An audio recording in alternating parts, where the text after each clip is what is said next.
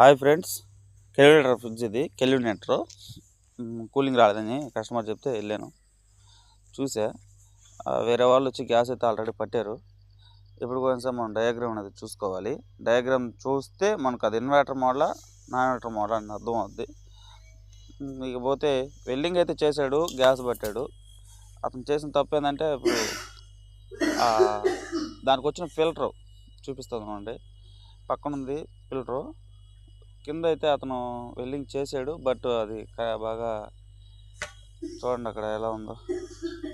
అది అది అలా ఉండకూడదు, బాగా రఫ్ అయిపోవాలి. దాని ఫిల్టర్ అది. ఆ ఫిల్టర్ అనేది మార్చేయాలి, చేంజ్ చేయాలి. ఫస్ట్ ఫిల్టర్ చేంజ్ చేసుకొని ఫ్లష్ అవుట్ కొట్టి ఆ తర్వాత గ్యాస్ అయితే ఛార్జింగ్ అయితే చేయాలి. బట్ అలా చేయలేదు. సో ప్రతి టెక్నీషియన్కి చెప్పేది ఏంటంటే, ఫ్లష్ అవుట్ అయితే చేయాలి ఖచ్చితంగా. చూడండి, గ్యాస్ ప్రెజర్ తగ్గే కొంది మన కంప్రెసర్ సౌండ్ అనేది ఎత్తుకుంటే అసలు గ్యాస్ అయితే అసలు లేదు.